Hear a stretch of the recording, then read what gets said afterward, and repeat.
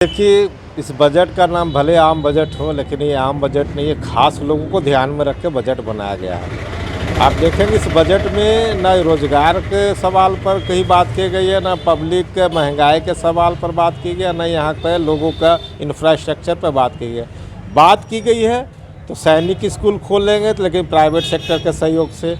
बात की गई है कि अगर हम रेल को LIC और GIC जैसी जो सबसे प्रॉफिटेबल कंपनियां थी देश की, उसमें 74% FDI लाने की बात की गई है। बात की गई कि जो यहाँ का PSU संपत्ति है उसको बेचने की बात की गई।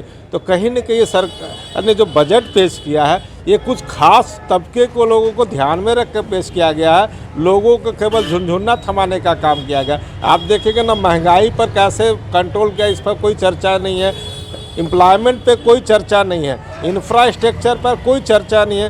केवल इन्होंने विनिवेश को न्योता देने वाले कुछ लोगों को ध्यान में रख के इस बजट को बनाया है। हेल्थ सेक्टर में भी कुछ ऐलान किया गया सरकार नहीं, हेल्थ सेक्टर में मैंने बात बोला कि हेल्थ सेक्टर में PSU कंपनियां नहीं हैं, उसमें भारत सरकार की कोई कंपनियां काम नहीं करती है, उसमें प्राइवेट सेक्टर्स के लोग हैं। तो उसमें आपने 137% का बढ़ोतरी किया है। अगर यही बात होती कि कोई हिंदुस्तान की कंपनी या भारत सरकार की कंपनी दवा बनाती, उसमें आप 137% अगर बजट का प्रावधान देते तो ये ज़्यादा कारगर होता। कोरोना काल में कोई भी सरकारी अस्पताल छोड़ के, कोई भी सरकारी अस्पताल को छोड़ के कोई भी प्राइवेट हॉस्पिटलों में इलाज मुफ्त में नहीं हुआ।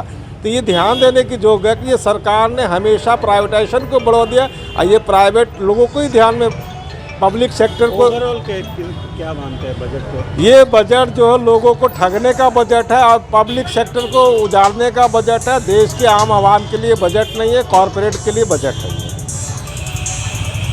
कि एक मिला जुला बजट है। इसके अंदर में अगर आप देखेंगे तो इंफ्रास्ट्रक्चर पे जो स्पेंडिंग की बात आई है और हेल्थ सेक्टर और एजुकेशन सेक्टर में, तो कहीं ना कहीं जो हमारे इंफ्रास्ट्रक्चर स्पेंडिंग के लिए डेवलपमेंट एक फिनेंशियल इंस्टीट्यूशन की जो बात कही है, जिसके थ्रू 5 लाख करोड़ से इन्फ्यूज़ करने की बात है, तो ये सभी सेक्टर्स को बूस्ट करने के लिए एक अच्छी पहल है। लेकिन MSME सेक्टर्स को कहीं पे भी जिक्र नहीं होना, ये हमारे लिए थोड़ा दुखद है। और टैक्स रिफॉर्म्स के अंदर में चूंकि डिमांड क्रिएटिंग बजट की हम लोगों ने बात कही थी, तो लोगों के हाथों में हम लोग ज़्यादा से ज़्यादा पैसा कैसे बजट का छोड़ें, लेकिन वैसे में कोई भी प्रावधान छूट के लिए नहीं कहे गए। सीनियर सिटीजन्स के लिए जो इनकम टैक्स रिटर्न नहीं भरने की बात कही गई है कुछ अपवादों के साथ में, वो एक अच्छी पहल है। लेकिन इससे ज़्यादा इनकम टैक्स के अंदर में कुछ भी नहीं दिया जाना, ये थोड़ा सा दुखद है। व्यवसाय सेक्टर के लिए, आम नागरिकों के लिए भी, जिनको बाइंग कैपेसिटी बढ़ाने के लिए कुछ बचत ज़्यादा चाहिए थी। GST के अंदर सरलीकरण की बात कही गई है, लेकिन एजेंडा क्लियर नहीं है। हम लोगों ने GST के सरलीकरण के लिए एक स्टेक होल्डर्स के साथ में संयुक्त समिति गठन की भी मांग रखी थी कि उसका एक प्रावधान होना चाहिए बजट में। उस पर भी सरकार द्वारा बहुत कुछ निर्णय नहीं लिया गया है। तो कहीं ना कहीं टैक्स सेक्टर में अगर हम लोग देखें तो ये बजट बहुत नाकाफ़ी है।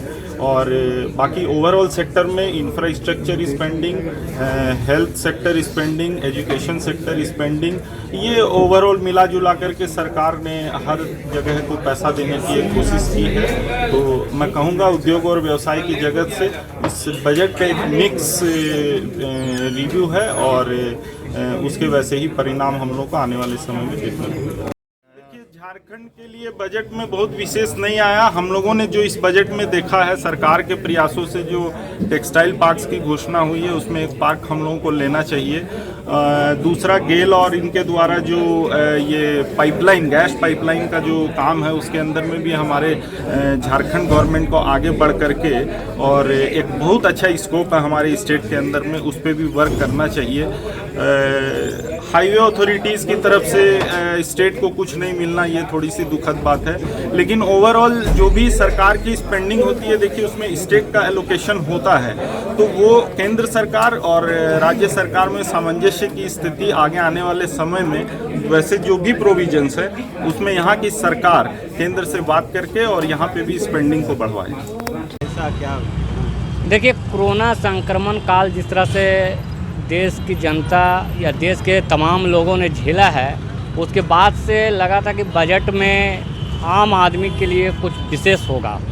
लेकिन फ़िलहाल अभी तक जो मैंने बजट में देखा सुना हूँ, बहुत सारी चीज़ें छूट भी गई होंगी, लेकिन मैं इतना कह देता हूँ कि 2 चीज़ें जो है महत्वपूर्ण थी।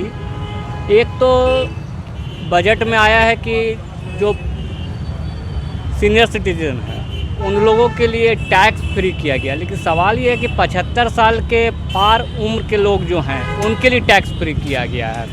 लेकिन आज वर्तमान स्थिति में लोग 60-65 साल ही जी पा रहे हैं, उनके लिए नहीं सोचा गया। इस पे सोचना चाहिए था, 75 को 60 कर देना चाहिए अगर टैक्स फ्री करना था तो। दूसरी बात कि जो हेल्थ सेक्टर है, हेल्थ सेक्टर में कुछ सकारात्मक चीज़ें सुनने को मिल रही है ना। कुछ अच्छा है, जैसे कि अपडेट करेगा बीमारियों को लेके, कोरोना वैक्सीन को लेकर, एक अच्छी चीज़ है। तो ये थोड़ा चलिए कि हेल्थ को लेके, स्वास्थ्य को लेके है ना बजट में ध्यान रखा गया। तीसरा ये है कि किसानों को लेके एमएसपी जो दुगना किया है, लेकिन सवाल ये कि एमएसपी तो दुगना कर रहे हैं आप, अच्छी बात है, लेकिन किसान जो लगातार आंदोलन कर रहे हैं, पहले इनकी बातों को भी सुन लेना चाहिए था। और हर सेक्टर को इन लोगों ने टच किया है। निश्चित रूप से अगर ये बजट में बोला हुआ चीज़ आता है धरातल पे तो ये एक बड़ा चेंज लाएगा।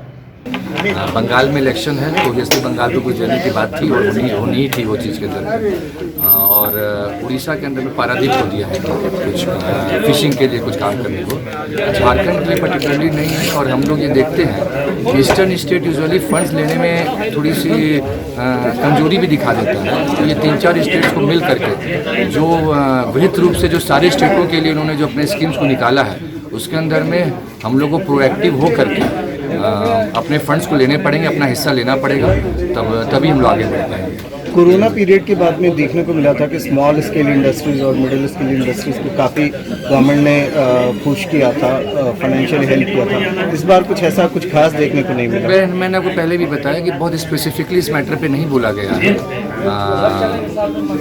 और कुछ कस्टम ड्यूटीज जिसमें कुछ चेंजेस किए गए हैं और जिनको उन्होंने बोला कि नेक्स्ट अक्टूबर तक वो इम्प्लीमेंट करेंगे। तो इन चीज़ों से क्या बनता है चीज़ें हम लोग को समझना पड़ेगा। अभी इमीडिएट के अंदर में मैं ये कह सकता हूँ कि डायरेक्ट इम्पैक्ट नहीं आ रहे, इनडायरेक्ट कुछ इम्पैक्ट ज़रूर आएंगे।